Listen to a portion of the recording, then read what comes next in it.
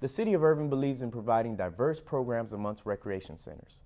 The city also shows a high level of respect and concern for all our co-workers and customers, which leads us to our next story, a feature on one of our talented co-workers at the Heritage Senior Center. I get to play with grandparents all day long. I have to do other stuff, but at the end of the day, at the beginning of the day, I'm coming to work to play with grandparents, and at the end of the day, I've laughed, I've had fun, I've bumped knuckles. My absolute favorite part of this job is, I wish you could have been here yesterday on Monday, because at 8 o'clock we opened the doors and there were about 20 people waiting to get in, and they came tumbling through the door, just like giggling and laughing and rushing to see who's going to get the first key to the fitness room. And it was just, it's just fun. And a lot of who I am and what I am comes especially from my grandmothers. Both were older and more settled in their ways, and took the time to teach you things. Probably the most valuable lesson I got was from my grandfather. He used to say to us as children, because they were farmers and we helped, and you'd stumble and fall or something, and he'd say, "Get up like a besant, because that's what you are." I have one granddaughter. She's 5.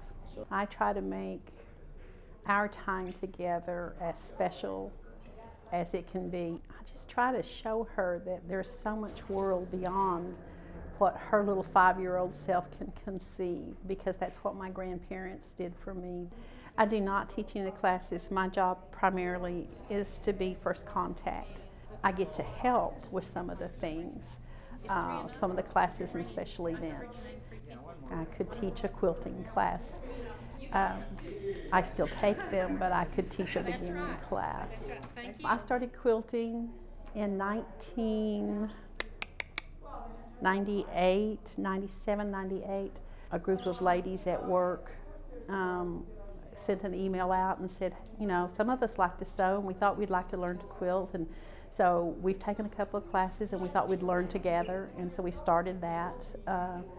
Irving Quilt Guild, it wasn't even formed as a quilt guild at that time.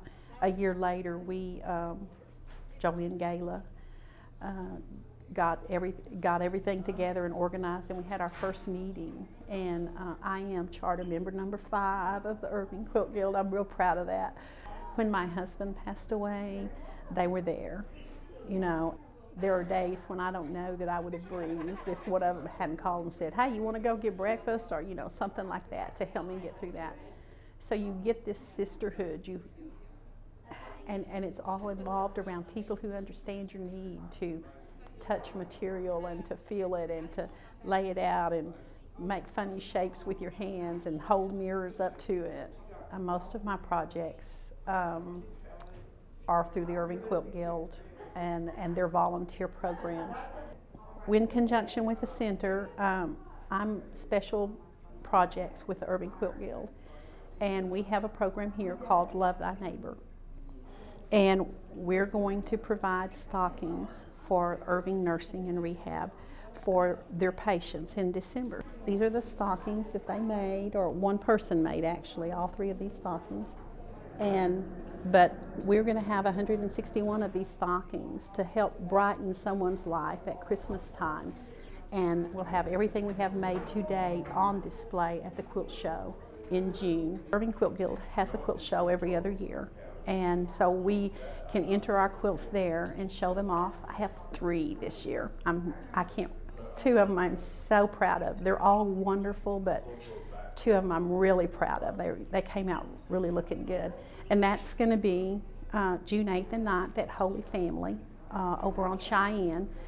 And let me just say that the money that you spend on a quilt show ticket provides a scholarship for an Irving High School graduate. It's a cool project, and it gives us a chance to show off, and it gives the kids a chance to go learn some good stuff.